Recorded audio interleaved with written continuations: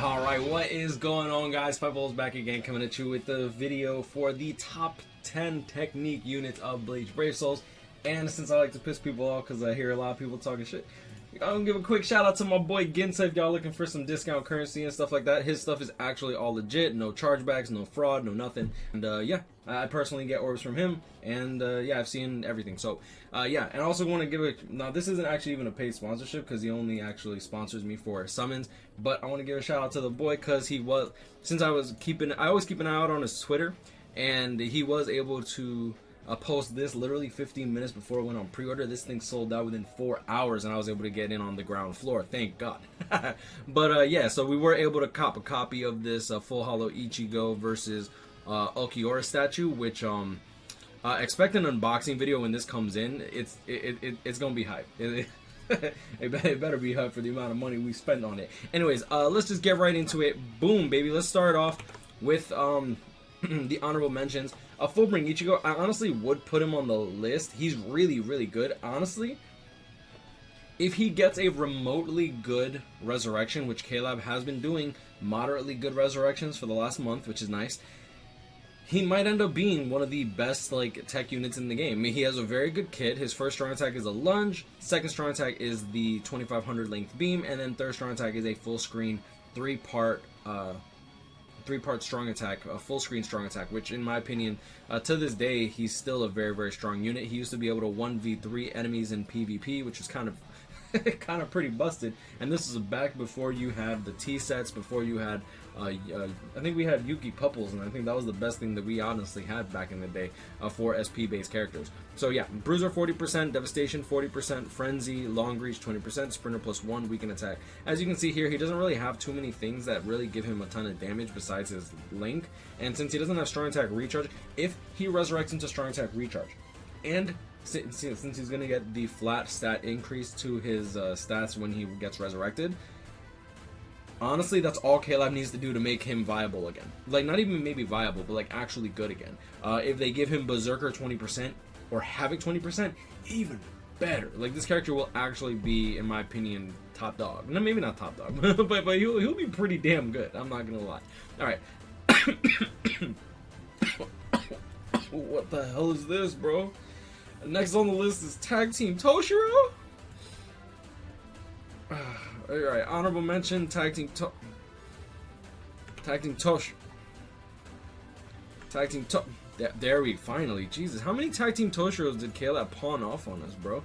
Anyways, next on the list is Tag Team Toshiro. Now, he is an honorable mention. Honestly, I want to say that the last, like, I would say the last, like, 5 slots of this list are honestly just, honestly completely interchangeable depending on the situation that you need. This Toshiro is actually really, really good. He has a Soul Reaper and a Rancor Killer, which is why I personally would have liked to put him on the list. Going into his actual attacks, he has a standard lunge standard lunge forthwith attack. Second strong attack is the 2500 beam, and then third strong attack is 2500 length beam, I should say. And then his third strong attack is the AoE vacuum, which explodes on contact. It pulls enemies in, it explodes. Very, very good third strong attack. I personally don't like it as much as just a standard full screen. However, it does have multiple hits, and the magnifications on it are not too shabby. As you can see here, it says 60-60, which means that this attack will roughly deal about as much damage as a normal full screen third strong attack. So even though the magnifications are 60, it does do 12 hits total. And since the magnifiers are the same as, say, Fullbring Ichigo, going to the attack, you'll see that the magnifiers are 120%. So standard third strong attack, the only problem with it is if you can't cancel out of it, you're not dealing all the damage that you could deal with that third strong attack, even if you do cancel out of it. That's my main issue with that third strong attack, and I think that that's why I really do feel like that's what holds him back quite a bit. Debilitator plus 5 seconds with freeze on everything. Not a bad character. He has the frenzy, the devastation, the sprinter. Like, overall, just good value character. If he awakens into strong attack recharge, I think he'd actually be pretty OP. Yeah. So next on the list, and actually on the list, I'm gonna have to give it to Cayenne. Cayenne's been bonus in a lot of epic raids, and with his charge third strong attack, you can use him for guild quests. Like being able to double your damage on your third strong attack since you're trying to clear as fast as possible is definitely a good thing. So strong attack recharge minus 12%, berserker 20%, havoc 20% along with frenzy, as well as a debilitator of 5 seconds with paralysis on everything, which could be good for a main runner. Like if you, the issue with guild quests and when it comes to these tech characters are you have to depend on your side units. Now keep in mind this is all going to be taking into account the characters being 1 out of 5, so you're not going to be doing crazy damage with your ultimate. However, that third strong attack will help you clear the first 3 waves just fine, and then you're pretty much relying on your sideline units in order to carry the damage for the last phase, because the last phase is going to always be a red unit, a red boss, right? So a Rankar killer, so he is in competition with a lot of Rankar killers, namely Tag Team Toshiro and Tayle Soifon, which Tayle Soifon you'll definitely see on this list, bro. So he has a lunge first strong attack as well as a shockwave style second strong attack. Now the modifiers on this is 160%, but don't get it twisted, because if you're not next to the enemy, you're actually shooting off these projectiles all around you. So you have to actually be next to the enemy, and I'm talking about like borderline prison rape next to the enemy in order to actually get all this damage across. His third strong attack is a 900 radius because of the havoc 20%, which is excellent, and then when it's fully charged, it's actually beyond full screen. That's awesome. Going into the next character, we're gonna have to give it to I have to give it to Flyzen, bro. Flyzen's probably survived like the longest in terms of just utility. First and foremost, this character has a strong attack recharge link. He has Soul Reaper killer. He's a Soul Reaper hollow. Attack it His first strong attack is a 750 radius lunge. That is the biggest lunge in this game so far. And then his second strong attack is a standard boost, which honestly, when it comes down to epic grades, if you can have the 200% bonus, and if you don't have a booster, then honestly bringing someone along the lines of Aizen or Nemaya or Halabel is actually not a bad option. So the reason that he's here is because he's useful in epic grades. He's useful in guild quests. Like being able to boost is definitely always a good thing. He's useful in Inheritance Zone, any type of co-op. His main issue right now though is when it comes to Inheritance Zone co-op, you kind of want 3 Kabachis and then you want someone to carry you, and that's really the biggest issue, which leads to the next character. I should also mention he has insta-kill on his ultimate, so if you can kill 2 rooms just fine and then just reset the last room for his ultimate kill, a one-hit kill mechanic for his ultimate to just restart until that goes off. Like he's also really good in Senkai mode. Full screen third strong attack also. I guess I didn't mention that. So next on the list is Kabachi, probably the worst character on this list, but he's only here because of one reason and one reason alone. Inheritance Zone's only speed link slot potions +5. The amount of time this character saves just by being in the lobby is kind of insane. Now, my main issue with him is he's not really made for co-op, which sucks, so I kind of just do single player IZ and not care about doing co-op because he is a chore to use, and if I'm carrying, like, I'm like, I'd rather just bring my own guild that has their own Kabachis that are actually remotely useful. So Flurry, Poise, Paralysis, Immunity, Devastation 40%, Berserker 50%, completely useless because this character's strong attacks suck. I personally built him with an SP based build, including the T set. It's not good. Bruiser 40%, okay. The Bruiser 40% with the damage reduction 16% is nice, but the problem with that is in IZ co-op, the enemies don't get staggered like they normally do in single player, so it's really hard to really manipulate the enemies around in a way that you don't die, as well as the bosses don't, the bosses have poise in co-op, so that honestly hurts quite a bit. His first strong attack is a beam, which is normally a good strong attack, however on a melee NAD unit, it's not good at all. Second strong attack is a plant vortex, third strong attack is full screen, third strong attack. Honestly, this character, I feel like Caleb didn't really think things through. To be honest, I feel like his second strong attack would have been so much better if it was a boost. At least then he would actually have some supporting role on the team when it comes to IZ co-op, because he's made for IZ, right? Like, let's not fool ourselves. Just this skill alone literally means please use this character in IZ, otherwise you're not really getting the most value from him, and that's literally the only reason he's here. Going into Hiyori, Hiyori is probably one of my favorite units on this list, simply because no one really expected much from her except for Sealoliot, bro. Like, she does have the Hollow Killer, normal attack damage link, and then she was actually like given Flurry, which is kind of weird for hollow unit since back in, like, even Tech Shinji during the same year of this character's release was given a bruiser of 80%. So her getting Flurry, Poise, along with the Plant Vortex with weakened defense on her ultimate, honestly made her a really, really good character. Having weakened defense on an ultimate means that even in epic raids, which she is bonus quite often, means that she's actually going to have a have a useful special. So that's definitely a plus. So she has a lunge for a strong attack. Second strong attack is the Plant Vortex for 25 seconds, which means that if she's autoing and stuff, she's going to be mainly focusing on her first strong attack and her NAD. Her third strong attack is the 975 AoE in front of you, which is nice. It doesn't look like it, but that range is pretty crazy, not gonna lie. So yeah, overall, Hiyori, very, very good value character. Actually pretty damn good in Guild Quest herself as well.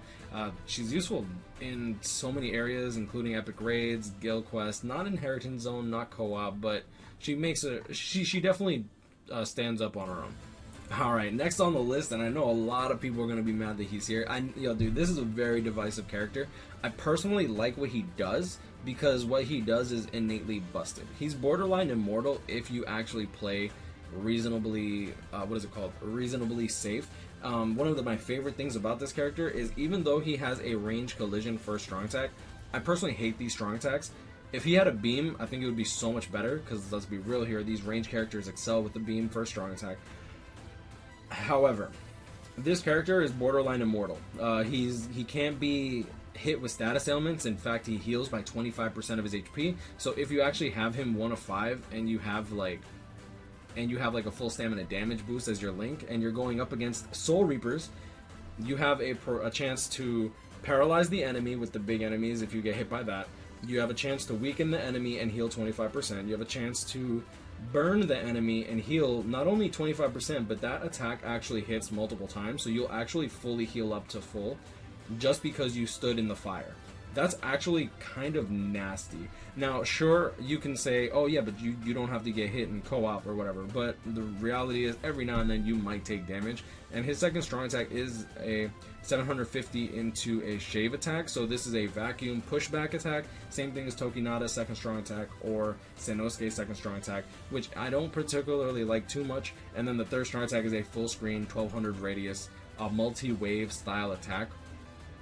One thing to note about this character is, even though he has 2 range collision attacks, which I personally dislike, one, this character does something so different with that ailment reversal that I do feel like he is an interesting take on a character, and definitely something that I hope Caleb continues to revisit. The reason that he's here isn't necessarily because he's the strongest unit, but because he does something innately different that Caleb honestly should try to, what's the word I'm looking for? I think that Caleb definitely needs to revisit this more often. More often than not, these characters are all copy-pasted skills, and I personally am so annoyed with it that it's just dry, bro. It's like, it's drier than the Sahara Desert out here, bro. Like, so he does have Guard Break, he does have Havoc 20%, he has a Berserker of 40% to make up for his garbage first strong attack. The Guard Break actually helps because he no longer has to waste multiple attacks of this first strong attack or second strong attack into guard breaking the enemy. He's naturally just going to break that guard. And then Devastation 60% in order to use his ultimate. His ultimate is also a team healing move, so he has a lot of potential to be run with Senkaizen build. If you want to run, like, I personally like the 2 strong attack recharge with Stark, the strong attack recharge damage hybrid, and then a strong attack recharge for Team Link along with a Senkaizen link, just because I feel like he excels in it. And if you want to keep your full stamina damage boost, you can actually keep it active. If you take damage, then you just run into an enemy that you know will cause a status ailment, and you'll fully heal right up, and that's actually kind of busted. Not to mention that in single player content and stuff like Senkaimon, if you know that the enemies are going to have ultimates that actually leave status ailments, you'll literally not only counter their ultimate by just existing, but you'll actually heal up at the same time. So running him with like a full Senkaizen build is not necessarily a bad idea when it comes to Senkaimon. This character is a very good answer to cheesing certain stages in Senkaimon where you otherwise wouldn't really have where otherwise some new players might actually have issues. Now, like I said, this is taken into account he's 1 of 5, so he's not going to have like some crazy stamina where he's like literally immortal. it's definitely a tricky subject, and that's why I'm taking so much time on this character alone, just because I understand that he is divisive, but I do think that he's really, really good. Going into the next character, Tayle Soifon. Tayle Soifon at 1 of 5 still clears most of the content in the game incredibly fast because of her long stride, her sprinter +2, which since the character, with her sprinter +1, since she is a Soifon / Yoruichi character, Yoruichis and Soifons have always had 3 flash steps. With sprinter +1, they get 4. So having long stride is nutty. This character at 1 of 5 is still very, very good, and I still recommend transcending her spiritual pressure slot just because of that long stride. In single player content, she clears so fast that you really don't need any other character. When it came to guild quests back in the day, she alone, bro, if there was a single Arankar, it was Arankar week. It didn't matter if the enemies were blue, it didn't matter if the enemies were red, you use Soifon. That's just how it went. That's just how it went, bro. Her ultimate is a full screen ultimate with burn, so at the very least, like, the enemies are going to be taken down quicker. Second strong attack is a lunge with 575 radius, which is pretty nice because, like, that's kind of it's a better lunge than the first strong attack, and it also means that she's continuously moving forward. With her spiritual pressure at 10, she clears that wave, she clears the second wave, and then you can probably have your first strong attack back because she is an enhanced strong attack recharge link. She has poison on all of her attacks, so even if she's not killing in one shot, she has the chance of, like, debilitating the poison on the enemies. She debilitated her +2 seconds, frenzy, long stride. Oh, she's a queen, and even though I'm so bored of her, you honestly can't deny the dominance that she has just because Transcendence has become a thing. Before Transcendence, she was mainly just a guild quest queen, like she was mainly just used for guild quests, but with Transcendence now, especially having dupes be useful, most people that have been playing this game for a long time probably have dupes in her, and she just excels. She really does. Going into Rukia, this is the next character on the list. Honestly, this one's kind of interchangeable between her and Soifon. Soifon definitely clears quicker, but Rukia is going to be bonus more when it comes to epic raids. Rukia is also a ranged holo killer, which honestly, ranged holo killer, most of the good ranged holo killers have been released in the last year, which means that most people don't have these characters 5/5, let alone even like 3/5, right? Okay, so she has freeze and paralysis on all of her attacks, so that gives her access to a debilitator of 5 seconds. Strong attack recharge minus 14%. The reason that I say that, by the way, because a lot of people don't understand how debilitator 5 seconds works. You will get no debilitator if you have a paralysis style debilitating skill or a burn. So, and a burn, excuse me. So a character, say, who's a perfect example? Perfect example. Koga. So for you new players, you might not know this, but like, say this character, he is weakened on his 3rd and 2nd strong attack with burn on everything. Now, he's come out during a time that debilitator was been a thing, but you'll notice that he doesn't get debilitator.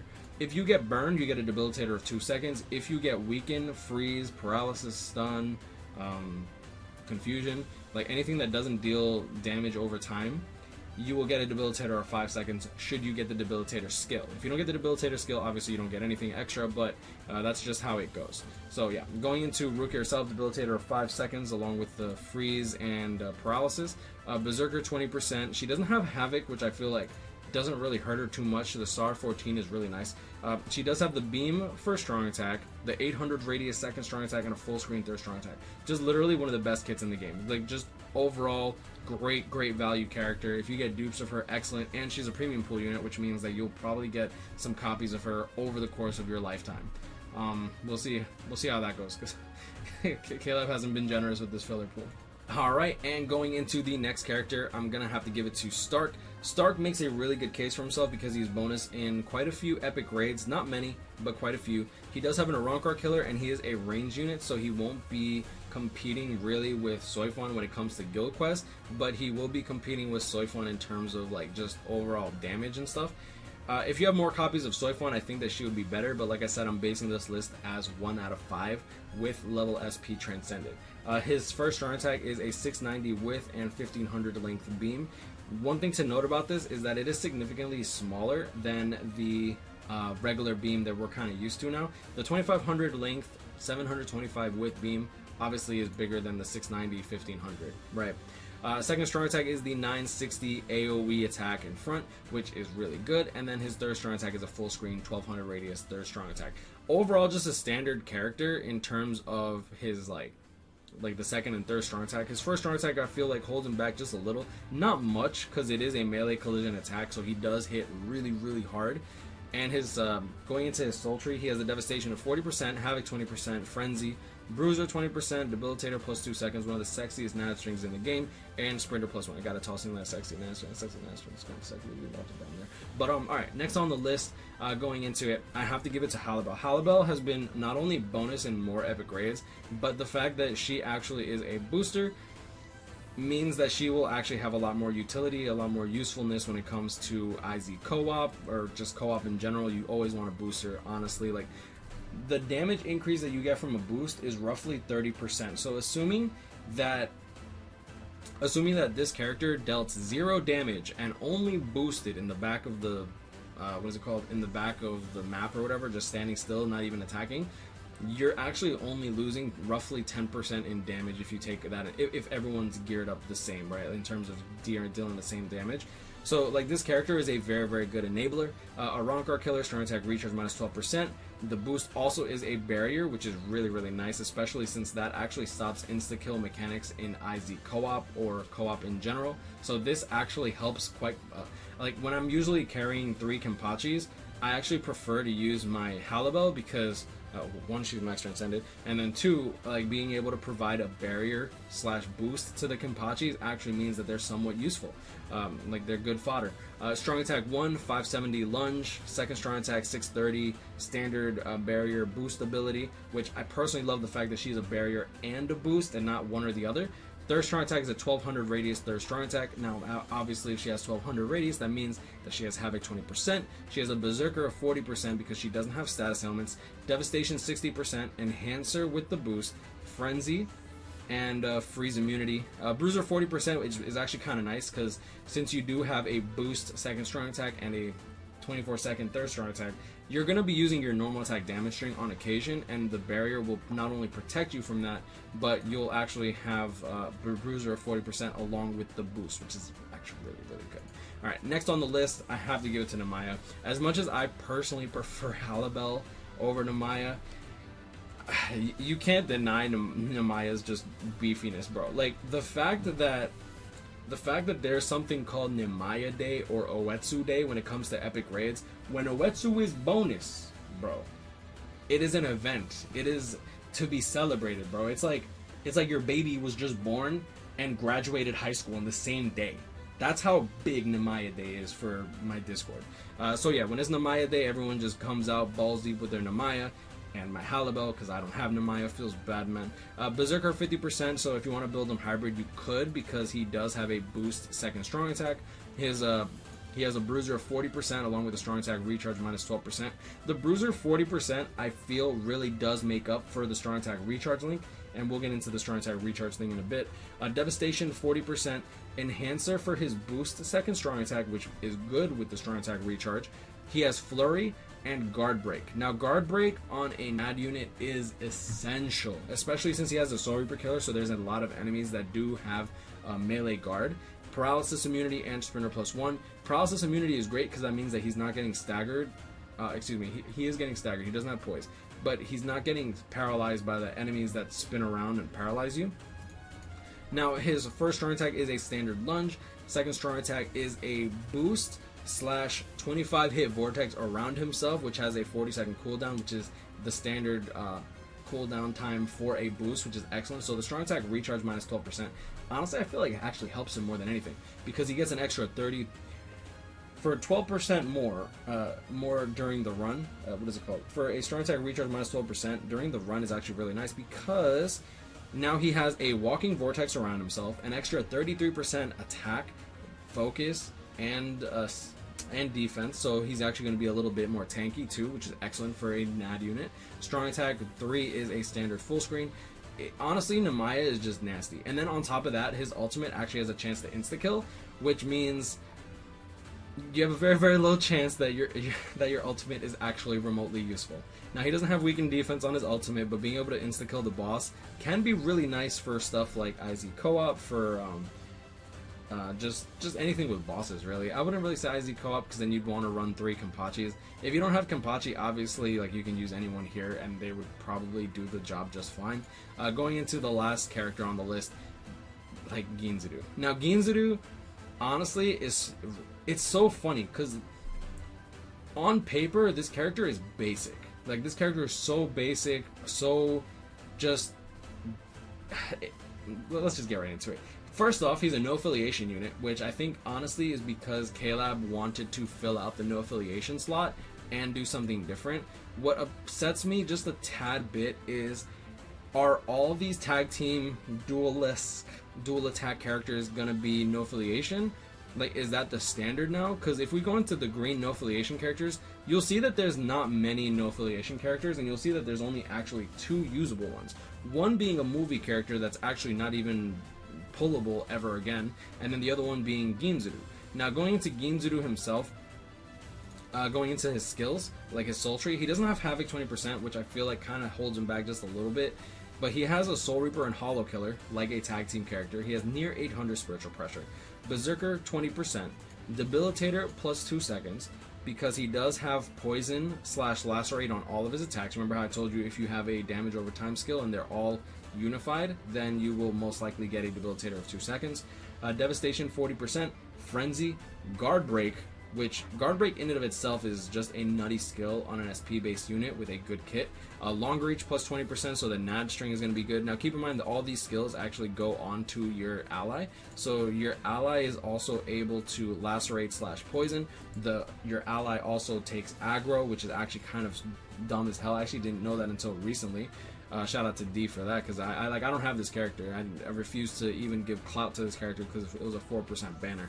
Bruiser plus 20%, Long Reach 20%, and yeah, overall just a great character. Now these dual attack characters you get to switch off whenever you want, but straight up he has a lunge for a strong attack, 800 AoE in front of you, strong attack for his strong attack 2, and his strong attack 3 is just a standard full screen throw strong attack. Buddy attacks, you pretty much just do your normal attack damage string. I don't think that your buddy can actually do strong attacks on the sideline. I'm pretty sure you can't. I'm pretty sure they only use their normal attack damage string, and your buddy only hits for 25%, or it's 20 to 25% of the damage you normally would. And you can actually switch with them on the fly. It does not reset cooldowns. I tested, that would be nice. But overall, just a very, very good character. Standard on paper, but in practice, the fact that you have an little like mini ally with you, like a familiar that actually attacks, is pretty sick. And his ultimate's actually kind of nice, not gonna lie. So strong attack recharge, standard kit with like poison, just overall good value character. Now apologies for the noise. I got my wine, you feel me? Yeah, I guess that's pretty much the end of the list. Let me know what you guys think in the comments below. Y'all think this is right? Y'all think this is wrong? Let me know. Like, honestly, I actually like the input that people give. This entire list was put together by us over here on YouTube / Twitch because YouTube shut down my stream. But yeah, we pretty much got all that on lock. Anyways, I'm gonna leave it at that. You know, guys, Brian, I'll catch up. Him, stay blessed. I wish y'all the best luck with your summons. Y'all have a great day, and I'll see y'all in the next one. Peace.